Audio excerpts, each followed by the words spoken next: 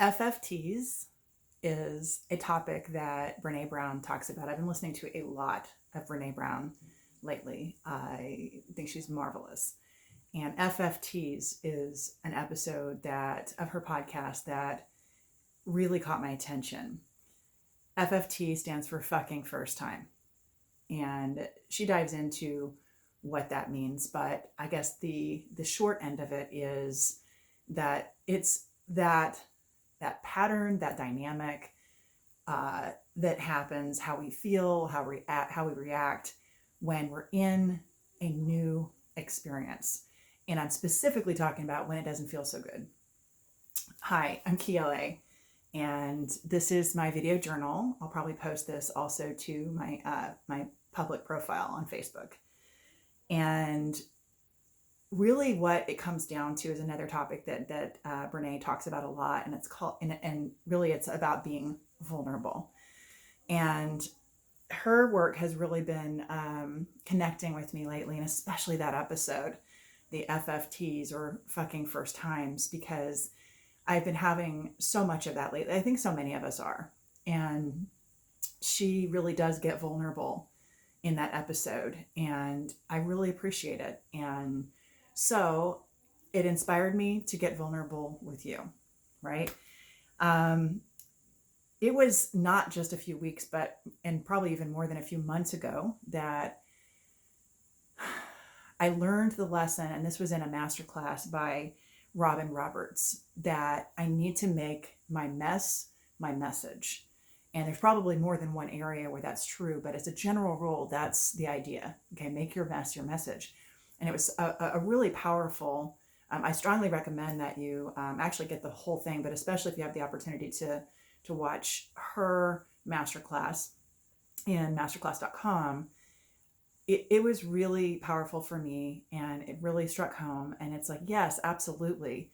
I think honestly that it was somewhat inspirational for me in shifting my focus when it comes to coaching, for example. And, you know, who better for me to help than people who are in a similar situation to where I was a few years back, that kind of started my personal development journey. Well, I guess it started my business development journey, and then that kicked off my personal development journey as well.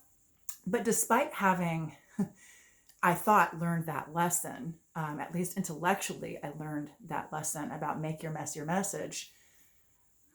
Like Brene says, you know what? She talks about vulnerability, and yet she is not good at doing it, she says. And I totally get that, because I recognize, at least intellectually, the value of doing it. And I certainly have done it. And yet I still find myself resisting really getting vulnerable. And one of the most vulnerable things in the world is to talk about and dive into areas where we're not experts, where we're not necessarily doing so great, where we are learning new things and struggling. And I have definitely had, a shit ton of that in my life in the last few years. New things that are a struggle, things that get messy. And like many people, my go-to tends to be to not want to share that, and instead feel like I'm going to get this, I'm going to figure it out, I'm going to get it down, and then I'll share it. Then I'll help people understand, how I got through that.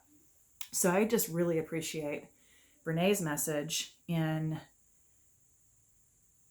FFTs, fucking first times, and being willing to get, put herself out there and say, y'all, I hate this. I hate being vulnerable. And really, I hate talking about the areas where, I'm not strong. I'm not necessarily, the best at whatever it is. So that's exactly where I am in so many areas. And it's something I'm realizing more and more, that I really do need to be able to dive into, that stuff too, maybe especially that stuff, so for example, when it comes to mindset work, I have done so much of it, and I've learned some really powerful tools, and I have, benefited so tremendously, and it has been, such a boon to my life. And yet I still find myself frequently feeling like I can't share the areas where I'm maybe not doing so well, maybe I'm struggling and so forth, because, that may somehow detract from um, my message. It may somehow make me look weaker, or it may somehow make me seem like I don't know what I'm doing and don't know what I'm talking about. And y'all, you need to listen to her episode, but after listening to that episode and kind of digesting it, I'm realizing, no, actually, it takes great strength to be vulnerable. It takes great strength to put yourself out there and say, y'all, I don't get it right all the time. I struggle. I have areas of tremendous insecurity. Like many of the people that I mentor and my own clients, I absolutely experience imposter syndrome sometimes. So, and that's just what I wanted to talk about today. And I suspect, because this was so powerful for me, that it's going to have a pretty big influence on my message, on my dialogue, on how I'm interacting with the people that I'm coaching and that I'm mentoring.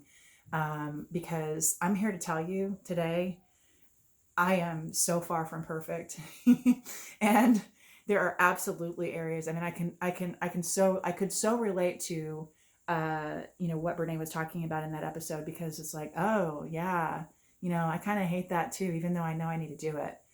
Um, and the thing is, there's never really, you don't get there. I mean, like, development, personal development, business development, mindset work, relationship work, I mean, success, right?